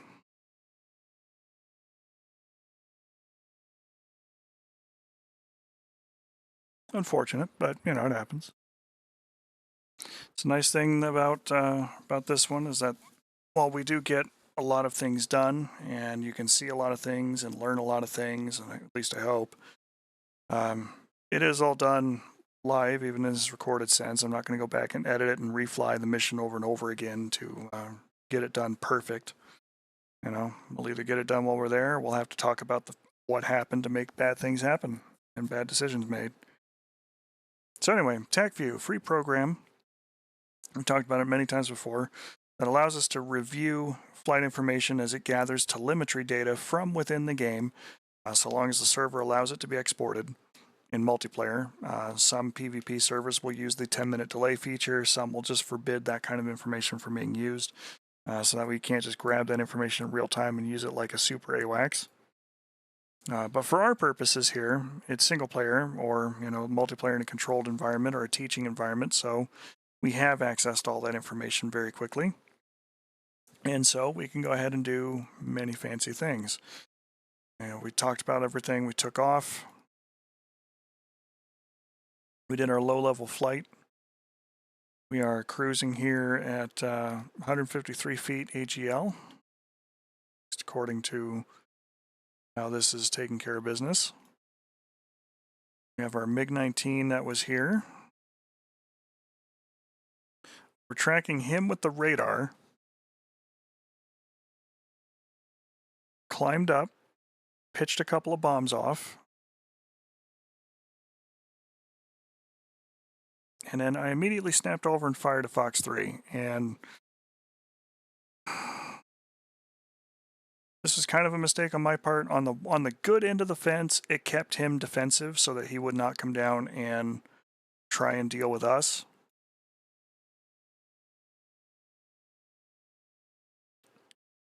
because if he did nothing at all, that missile was probably maybe going to hit him. Unfortunately, it just ran out of gas. However, we can come back here and look at our bomb. Paramark 82s here. Hit that SA2 site and destroyed not only the track radar, which is the most important component of this site, but it also eliminated the ammunition trucks that were supplying it and all of the missile launchers themselves. I fired that weapon. I was really anticipating hopefully getting at least one kill out of it. However, all we managed to really do was keep them on the defensive, but it allowed us to escape. Or come back in and reattack and figure out where we need to go. We made the mistake of accidentally going back to that waypoint. I reset the system, and we got our good steering onto the next SAM point, or SAM system, which we've got another fighter up. Actually got several fighters in the area. This one we were a lot closer, so the climb was a lot more shallow, and the bombs immediately came off the wing. We were inside the minimum arming range of the SA2 system, which really kind of allowed it to fight the system within its ability to try and hit us. So it could not actually shoot at us because we were inside of its minimum range. However, the gun platforms down there took a shot at us on the way through. That said, we did see these two aircraft, and they came after us, where we executed a track wall scan, which allowed us to target this aircraft and shoot at it, and this aircraft and shoot at it, without losing the situational awareness. Track wall scan is a very powerful radar mode available to more modern fighters, which allows you to generate track information and thus guidance for weapons like AMRAAM, while still scanning the sky in the vicinity of that aircraft so that you don't lose situational awareness. One of the major problems that you'll notice in the F4 and some of the older generation aircraft, or even newer generation aircraft using weapons like Sparrow, the moment that you go to try and capture a target to shoot a weapon, the radar's beam is narrow and fixed and is only looking at one target. Especially in the case of Sparrow. Sparrow is only tracking a target that is illuminated by radar.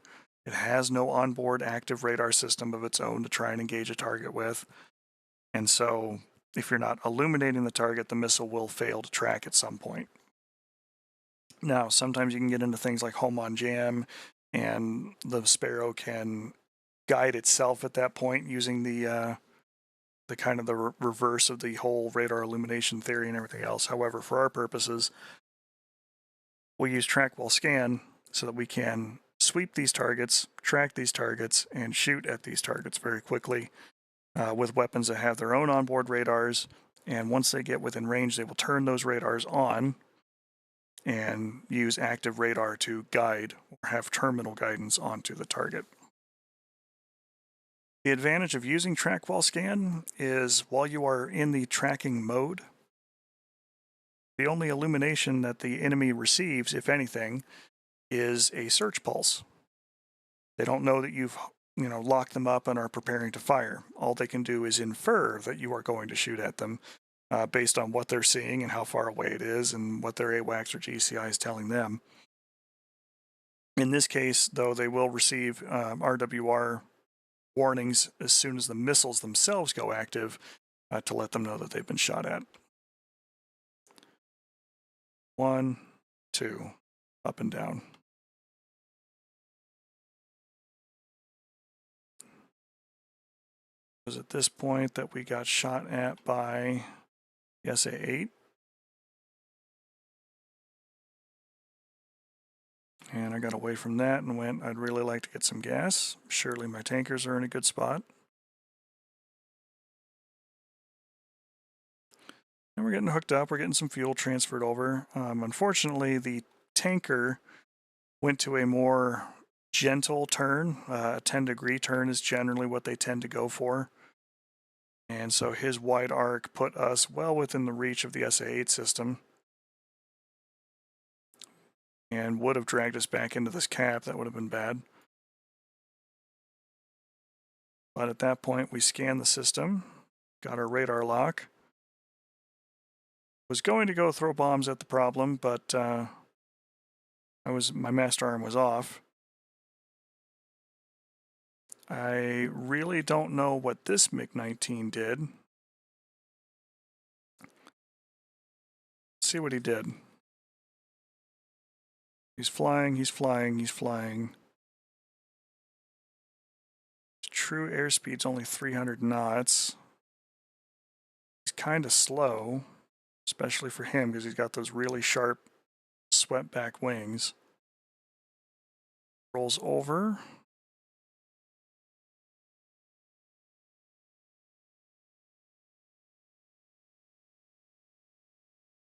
I think he might have locked something up on the aircraft. Yeah. I think he stalled an engine or he fuel starved it or something and didn't get it restarted until about this point, but at that point it was too late. Now it's just me and his friend. It's a MiG-19 and I was going fast already, so I just decided to go ahead and keep going fast. SA-8 is dead. At this point I jumped all my stores, just got rid of those because I'm getting into a dogfight. Took a couple squirts at him with the cannon.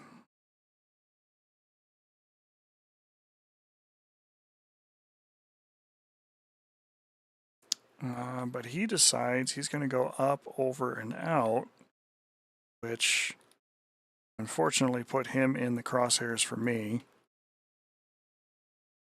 He gets knocked down. We do our landing. Talked about was an overhead brake.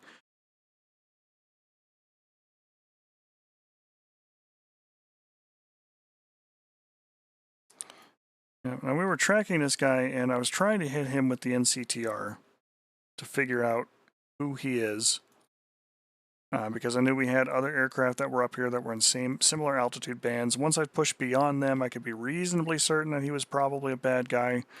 But since he was flying a beam, which is he's more or less flying perpendicular to me, that can confuse pulse Doppler radar systems. Because one of the things that they use to help get rid of clutter, as you see on the radar returns and screens, is a computer system on the inside of the radar system that basically looks at it and goes, hey, this radar return I'm looking at, is it moving at the same exact speed or nearly the same speed as the jet, as myself? And if it is, then I don't want to track it. Stop looking at it.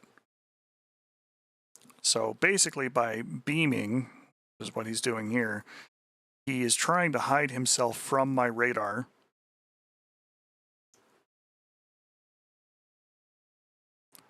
Because if he's more or less moving at if my closure rate with him is matching my airspeed, the radar system on board the jet will go, I'm going to drop this contact so that I don't have this clutter on your radar screen. I'm going to help clean that up for you.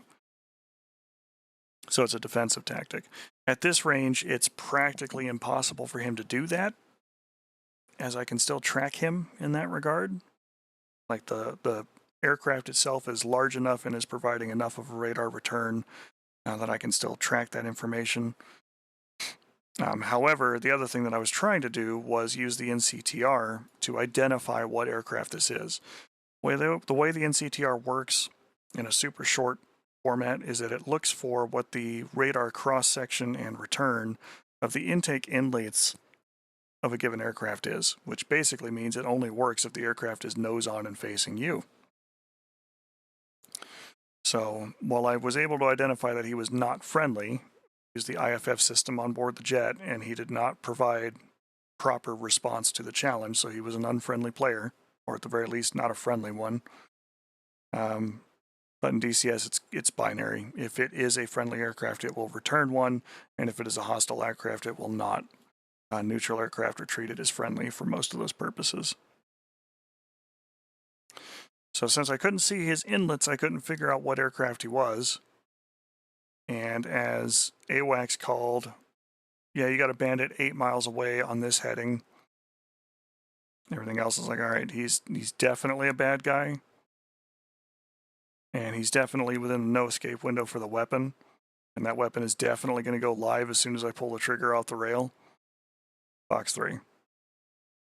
At 4 miles, that weapon goes off the rail. It is still very much on fire. And the motor is burning. When it hits him, he throws off his fuel tank, but it's not going to save him.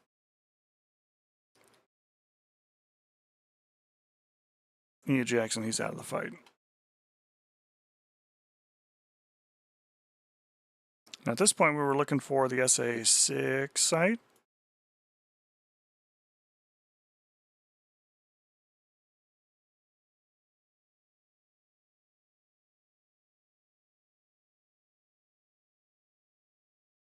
I think that site was about to shoot at me, and I just did not want that.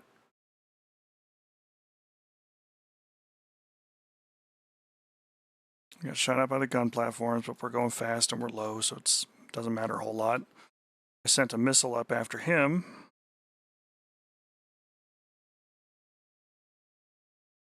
And unfortunately, that missile was never going to stand a chance. And it almost did it anyway. Unfortunately, I was way too slow. Like this is why I died here, is number one, if I was going to try and make that kind of a shot, I really should have done it back here on Twiz, or popped up sooner to send that weapon out while he was still up here in this high bank turn so that the missile would have the energy to get to where it needs to go. This was never going to hit. And by climbing up like this, I lost all my energy. Rather than have my energy in a place where I can use it, I was throwing it back into the energy bank of altitude. And I end up just kind of belly flopping the aircraft over, and I still am full of bombs. So I'm not going to accelerate very well. I might have stood a chance if I would have just rolled out here and just floored it at a slight down angle. Not too much, maybe 3 to 5 degrees or so down nose. And then just full afterburner and let gravity help pull me along. I could probably have easily gotten back up to good airspeed, but not down here. I'm at Mach 0.26. I'm doing an indicated airspeed of 176 knots here. This guy's flying at Mach 0.52, 315 knots. He has all the energy in the world that he needs to just put himself right where he wants to be in here behind me. And his first missile fails to guide, but I'm just in the perfect position, and even by the time he gets around to shooting me and I've accelerated from Mach 0.26 to Mach 4.6, he's still faster than I am, and he still hits me. And that's kind of it. That said, we were going to go out and blow up this SA-6 when we were looking at that site. The radar was giving us a picture from right about this point. We could pick out some of these vehicles and some of the buildings, but this guy was lighting up really nice and bright because he's actually got the track radar on him, the search and the track. It's an STR.